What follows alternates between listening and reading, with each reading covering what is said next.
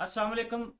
आजकल बड़ी डिस्कशन हो रही है कि पिछली गवर्नमेंट ने तेल की कीमतें ना बढ़ा के नई गवर्नमेंट के लिए बारूदी सुरंगें बिछा रखी हैं और पाकिस्तानी अवाम आजकल उन्हीं बारूदी सुरंगों के सहारे जी रही है।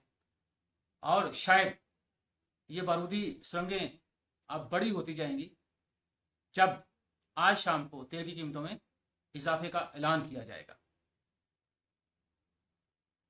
मसला ये नहीं है कि तेल की कीमतों में इजाफा किया जाए।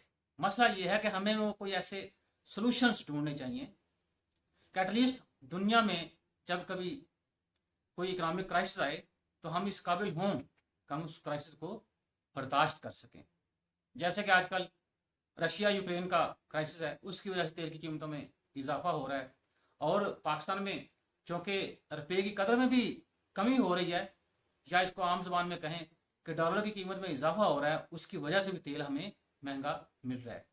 लेकिन क्या हमने कभी सोचा कि हम तेल को जखीरा करें ताकि इस तरह के इकोनॉमिक क्राइसिस जब आए तो पाकिस्तानी इकोनॉमी उन क्राइसिस के इफेक्ट को अब्जॉर्ब कर सके। क्योंकि जो बैनुल अक़वामी तवानी एजेंसी है वो ये कहती है कि जितने अरकान इस तवानी एजेंसी के हैं वो कम से कम 90 दिन तक तेल का जखीरा करके रखें ताकि इस तरह की इकोनॉमिक क्राइसिस जब आते हैं तो एटलीस्ट उसका जो इफेक्ट है वो आपकी इकोनॉमी बर्दाश्त कर सके, या उसका इफेक्ट अब धीरे धीरे लोगों के ऊपर वो ट्रांसफॉर्म करें। आल तो अमेरिका के पास इससे भी ज़्यादा बड़ा जखीरा है और सोचने की बात है कि ये अमेरिका ने क्यों सोचा कि हम जखीरा बड़ा करें। पाकिस्तान में शायद कुछ लोग 10 दिन के तेल का जखीरा कहते हैं, कुछ लोग 15 दिन के तेल का जखीरे की बात करते हैं, कुछ लोग 30 दिन के तेल के जखायर की बात करते हैं।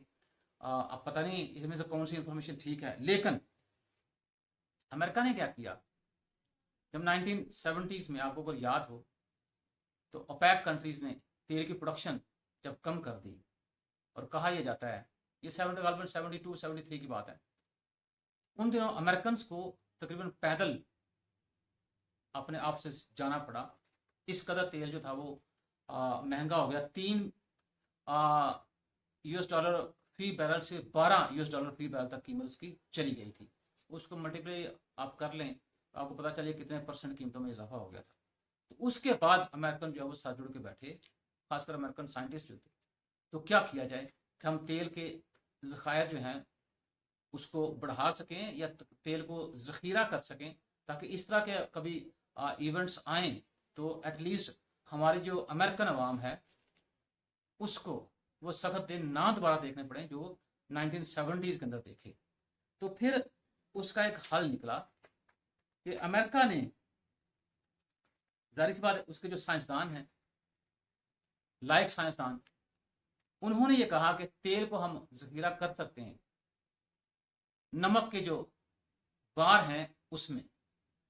अब मसला पैदा हुआ कि अब नमक के गार कैसे बनाए जाएं, तो पहले नमक के गार बनाए गए, फिर जनाब वाला उसमें तेल को जखीरा किया गया। आइए मैं आपको बताता हूं कि जो मेरे पास स्टैटिस्टिक्स हैं वो क्या कहते हैं कि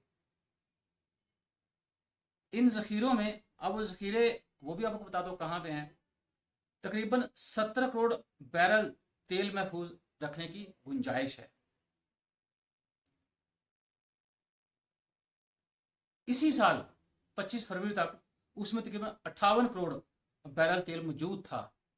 तो आप ये ख्याल करें कैसे अब रशिया और रूस का क्राइसिस और उसमें हर मुल्क जो है वो तेल की कीमतों में इजाफे की वजह से अफेक्ट हुआ है। और फैक्ट जाहिर सी बात है, इन्फ्लेशन, चीज़ों की कीमतों में राइज होगा, उससे इन्फ्लेशन बढ़ेगा। लेकिन अमेरिकन ने वो जो तेल के ज़खायर थे जिनको उन्होंने ज़खीरा किया नमक के गारों में, देखने को तो वो ऊपर से छोटे छोटे गार लगते हैं, लेकिन ज़ेर ज़मीन उन गारों की बहुत लंबाई और बहुत गहराई है। इन तेल के ज़खायर में अमेरिका के तकरीबन हर साल 20 करोड़ डॉलर जो खर्च होते हैं, लेकिन उसमें आप देखें कि इन 20 करोड़ डॉलर को खर्च करने का फायदा क्या है कि दुनिया में कभी कोई अगर बहरान आया है, स्पेशली तेल का बहरान, तो अमेरिका के 20 करोड़ डॉलर जो है वो उस बहरान के आके एक आहनी दीवार बन जाते हैं। क्योंकि तेल ऑलरेडी जखीरा हुआ है, तो इसलिए उस जखीरा शुदा तेल को वो इस्तेमाल करते हैं। अब ये ख्याल हमारे लोगों को भी आना चाहिए, या जितने डेवलपिंग इकोनॉमीज हैं उनको भी आना चाहिए। हमने अभी तक उसका क्या सोल्यूशन ढूंढा है? कुछ भी नहीं ढूंढा। मतलब कि हम इसी बात को क्रेडिट लेते हैं, चीनी का बुरान हुआ तो हमने वो रिपोर्ट पब्लिक कर दी। क्या उस रिपोर्ट के पब्लिक करने के बाद चीनी की कीमतें उसी अपनी पुरानी सतह पे जो 55 रुपये थी वापस आ गई? नहीं। अभी कल पंजाब गवर्नमेंट ने ऐलान किया है कि जो शरीफ खानदान की मिलें हैं वहाँ से चीनी 70 रुपये फी किलो जो है ना वो प्रोवाइड की जाए। तो बाकियों का उन्होंने कहा जी वो भी प्रोवाइड करें। फिर भी 70 और 55 में डिफरेंस है। तो अभी तक मेरे ख्याल में हम वो जो लॉ है उसी को प्रैक्टिकली इम्प्लीमेंट नहीं कर सके। ये सोचना तो बड़ी दूर की बात है। और देखें, अगर कोई मुल्क जो है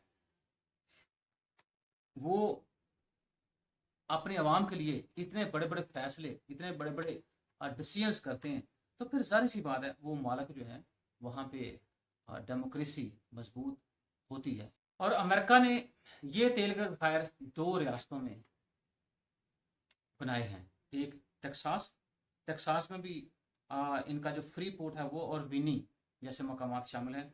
जबकि बाकी 2 जो ज़खायर हैं वो लुजियाना रियासत जो वहाँ पे हैं, जिसमें एक झील चार्ल्स और दूसरा बीटन रोड के करीब आके ज़खायर मौजूद हैं।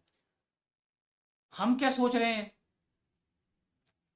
जब तेल की कीमतों में इजाफा हो रहा है और हम रोना रो रहे हैं कि हमारे फॉरेन जब जो है वो बड़ी जल्दी ख़त्म हो रहे हैं, तेल की कीमतों में इजाफा हो रहा है, तेल के ऊपर सब्सिडी दी जा रही है, तेल के ऊपर जो बारूदी सुरंगें जो है वो तेल की कीमतों की बढ़ने की वजह से बिछाई जा रही हैं, लेकिन हम नहीं आ रहे, तो हम सोल्यूशन की तरफ नहीं आ रहे। क्योंकि हम तो सिर्फ ये सोच रहे हैं कि मैं अपने 5 साल पूरे कैसे करूं। मैं न्यूट्रल से ये कहता हूं कि मुझे दोबारा, जैसे मैं डेमोक्रेटिक तरीके से अपनी कुर्सी छोड़ के आया, दोबारा मुझे उस कुर्सी पर बैठा दो, या मैं जिहाद कर रहा हूं। अब मुझे नहीं पता ये किस किस्म का जिहाद है, वरना खूनी इंकलाब आएगा। अब ये भी समझ से बालातर बात है। तो ये सारी बातें हो रही हैं, नहीं सोचा जा रहा, तो मसाइल के हल के बारे में नहीं सोचा जा रहा। और जो कौमें टाइम पे सोच लेती हैं, तो दुनिया के ऊपर हुक्मरानी तो उनकी लाजम है।